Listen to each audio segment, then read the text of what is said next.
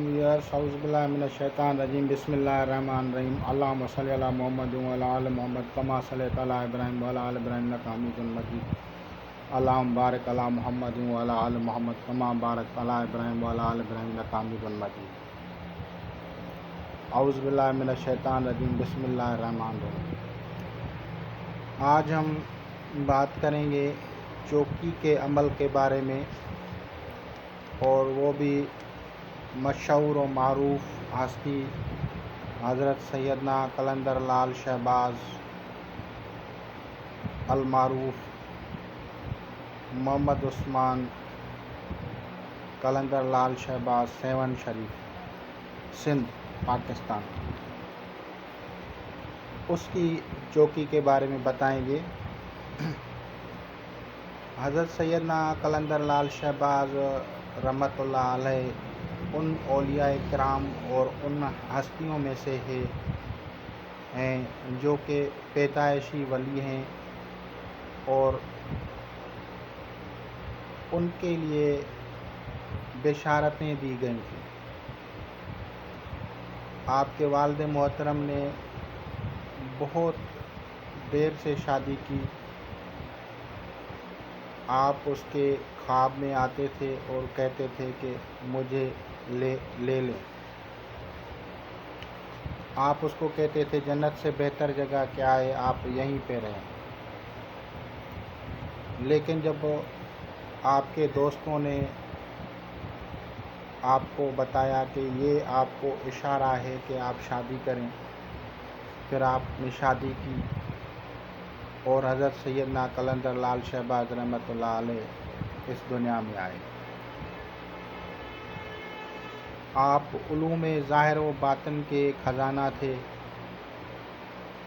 आपकी नूरानी हस्ती से पूरी कायनात फैज़ ले रही है। आप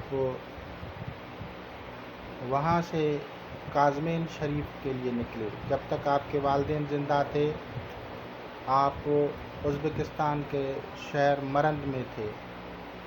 बाद में आप उसके बाद जो है काज़मीन चले गए, बगदाद शरीफ में।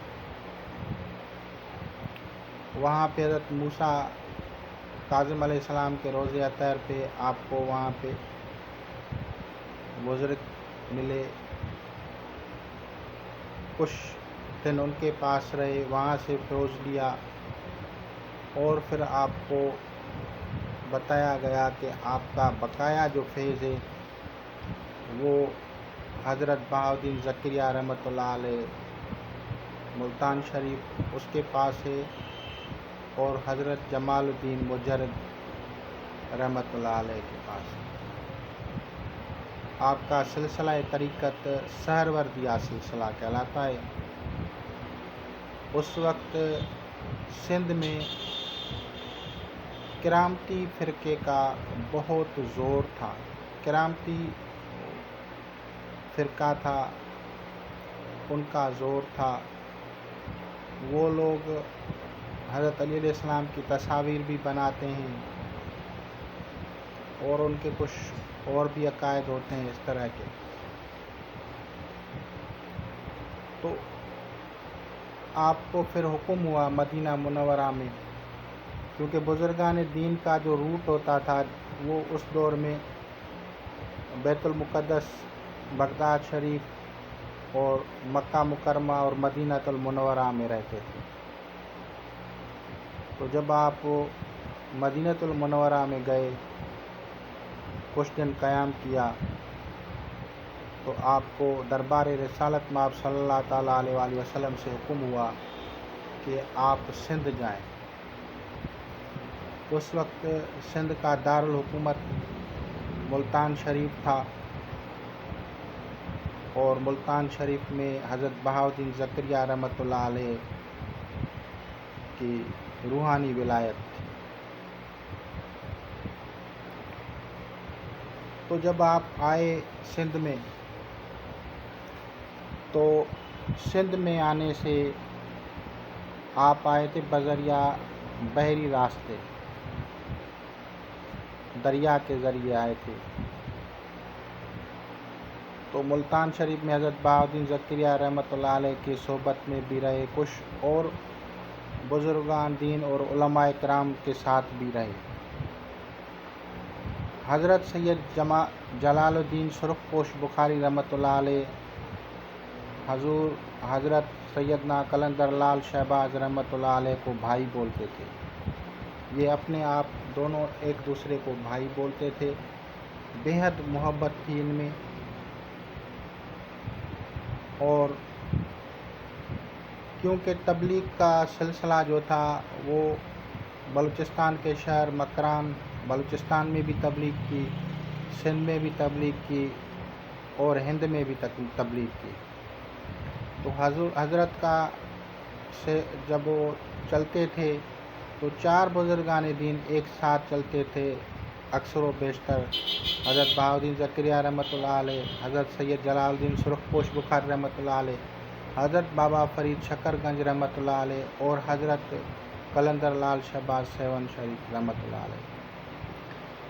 تو ان کی محفلیں ہوتی تھیں، ملتے تھے، ساتھ بھی رہتے تھے، اور اکثر و بیشتر جب تبلیغ پہ نکلتے تھے تو اکٹھے بھی نکلتے تھے۔ سندھ میں اس وقت حضرت صدردین شاہ بادشاہ جسے کہتے ہیں، سکھر روڑی کے مقام دریا کے ساتھ حضرت کی مزار مقدس ہے۔ آپ کا تعلق بھی سلسلہ سہروردیہ سے تھا، اور آپ حضرت امام علی رضا علیہ السلام کی اولاد یا امام علی نقی علیہ السلام کی اولاد کہلاتے ہیں۔ تو وہاں بھی آپ کے اکثر و بیشتر ملاقاتیں ہوتی تھیں۔ بزرگان دین ایک دوسرے کے پاس مہینوں بھی رہتے تھے۔ اس دور میں یہ نہیں تھا کہ ایک دن ٹھہر جاتے تھے، بلکہ اکثر و بیشتر بزرگان دین ایک دوسرے کے پاس مہینوں قیام کرتے تھے۔ تو ان کی ایک محبت تھی، ان کا ایک محبت کا رشتہ تھا۔ یہ اکثر و بیشتر جو باتیں کرتے ہیں کہ حضرت قلندر شہباز رحمۃ اللہ علیہ اوپر سے اڑ رہا تھا اور حضرت نے اس کو نیچے اتارا، تو یہ ایک غلط باتیں ہیں۔ یہ انہی لوگوں کی باتیں گھڑی ہوئی ہیں جنہوں نے جو سلسلہ کرامتی یا وہ مخالفین انہوں نے گھڑوا دی باتیں اس طرح کی۔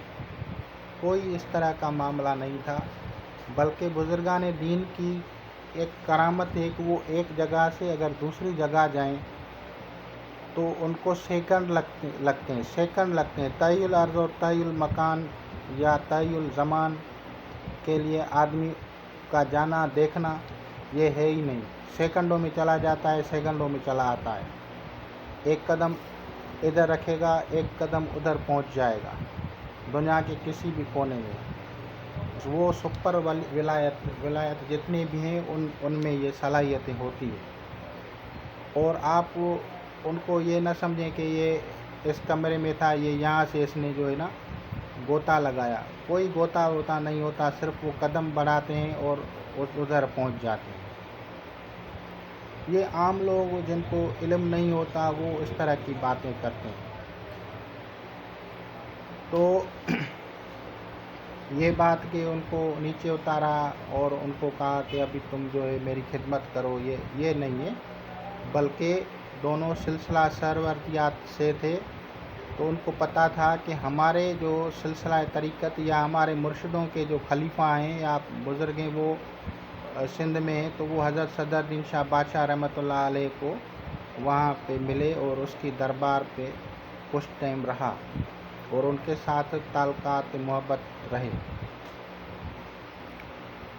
اور بزرگان دین ایک دوسرے کی جو عبادتیں تھیں، ایک دوسرے کے جو صحبت میں رہنے کا مقصد یہ تھا کہ آپ کون سی عبادت کرتے ہیں تو وہ بھی اس طرح کی کرنے کی کوشش کرتے تھے۔ ایک دوسرے کے ساتھ وہ کوئی مقابلہ ان کا نہیں ہوتا تھا، بلکہ ایک دوسرے کو دیکھتے تھے اور ایک دوسرے کے اعمال کرنے کی کوشش کرتے تھے۔ یہ ان کی صلاحیتیں ہوتی تھیں۔ اب جب کہ کوئی بندہ ایک جگہ پہ رہتا ہے تو کوئی کھل کے خدمت کے تحت کوئی بھی کام وہ کر سکتا ہے نا، کوئی مٹکے بھی بھر سکتا ہے، تو وہ اس کے اوپر لازمی نہیں تھا، لیکن وہ خود بخود ہی کوئی بندہ ایک ساتھ رہتا ہے تو وہ کہتا ہے بھائی میں، کوئی کہتا ہے جیسے کہ کمرے کی میں صفائی کروں، دوسرا کہتا ہے بھائی میں اس طرح کروں، تو یہ بزرگان دین ایک دوسرے کو اس طرح سے معاونت کرتے تھے، کوئی اس میں تکبر اور بڑائی کی بات نہیں تھی۔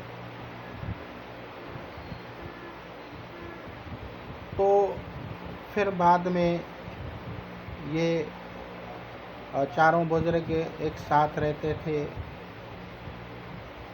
اور فرض کرو کہ سندھ کی طرف آتے تھے تو سندھ میں راستے میں پھر وہ اپنا روٹ تبدیل بھی کر لیتے تھے، لیکن نکلتے ایک ساتھ بھی تھے۔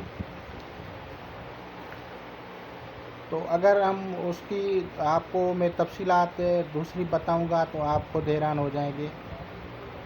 کوئی کلندریہ سلسلے میں نشہ نہیں ہے، کوئی کلندریہ سلسلے میں غلط بات نہیں ہے، اگر آپ لوگوں کے ذہن میں ہو تو۔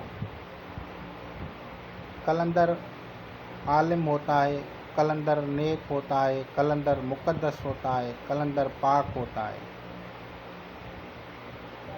اور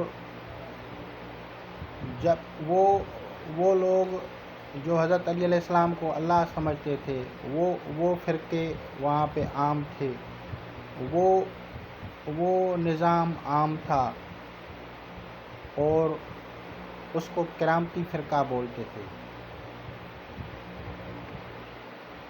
تو ان کی تبلیغ کے لیے نبی پاک صلی اللہ علیہ وسلم نے ان بڑی بزرگان ہستیوں کو یہاں پہ بھیجا تھا۔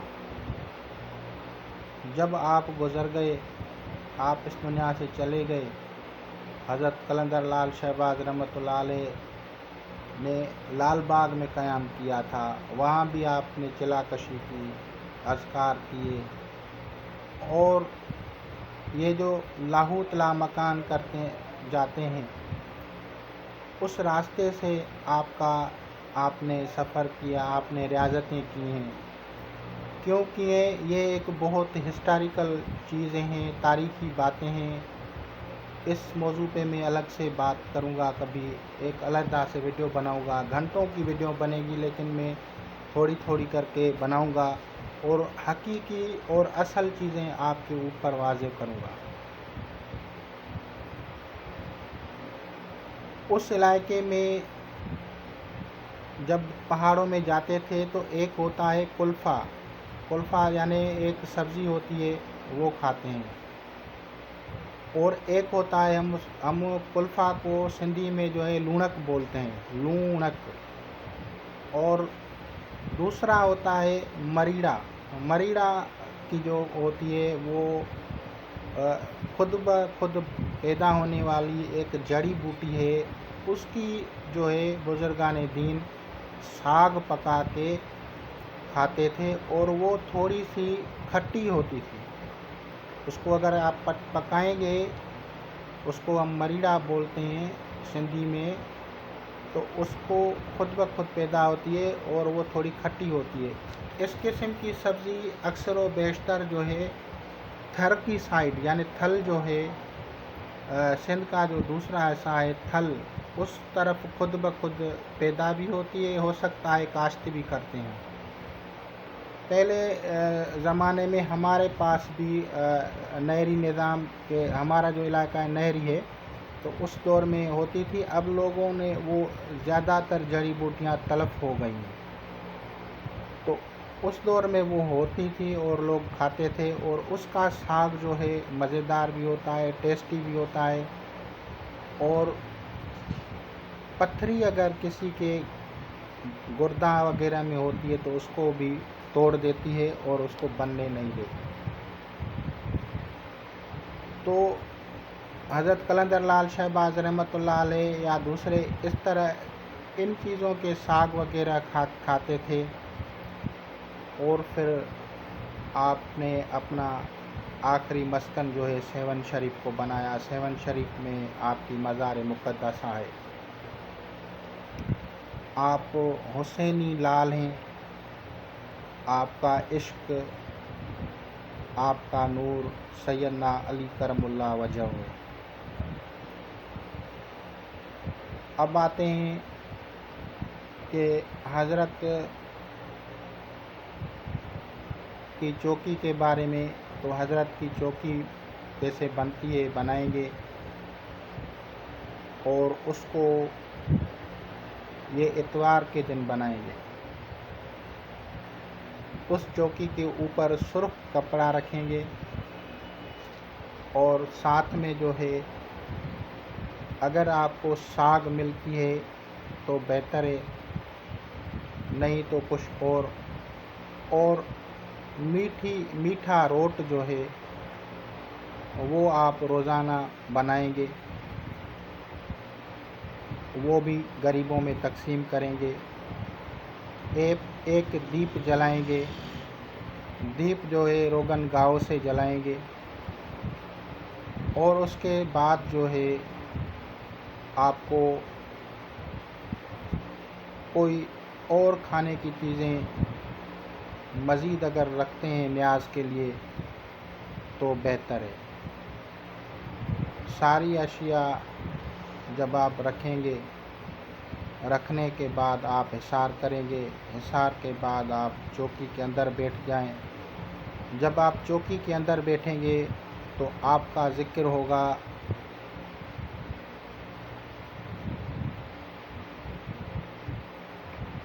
یا علی شہباز قلندر ہو، یا علی شہباز قلندر ہو، یہ آپ کو 2100 مرتبہ پڑھنا ہے۔ اور آپ کو دوسری جو تسبیح ہوگی وہ ہوگی حسبنا اللہ و نعم الوکیل، نعم المولا و نعم النصیر۔ یہ آیت کریمہ آپ کو 2100 مرتبہ پڑھنی ہے۔ ان دونوں تسبیحات کو پڑھنا ہے، اور سب سے پہلے جیسا کہ میں نے ایک آپ لوگوں کو سمجھانے کے لیے بتایا تھا کہ آپ لوگ ایک تسبیح لازماً کیا کریں، ماشاء اللہ لا حول ولا ماشاء اللہ لا قوت الا باللہ۔ اس تسبیح کو کریں، یا ماشاء اللہ لا حول ولا قوت الا باللہ العلی العظیم، اس طرح سے پڑھیں گے تو کوئی شیطانی مخلوق آپ لوگوں کو دھوکہ نہیں دے سکے گی۔ ان تمام اذکار کے بعد آپ کی مرضی ہے آپ بیٹھ جائیں، آپ کی مرضی ہے آپ سو جائیں، آپ کی مرضی ہے آپ حصار توڑ کے نکل آئیں۔ تو وہ کمرہ علیحدہ ہونا چاہیے، بخور لازماً کرنا ہے ہرمل دھوپ اور لوبان کا۔ اور اس میں جو ایک چیز لازماً کرنی ہے وہ گلاب کے پھول اس کی جو ہے روزانہ ایک ہار جو ہے وہ اس پہ رکھنا ہے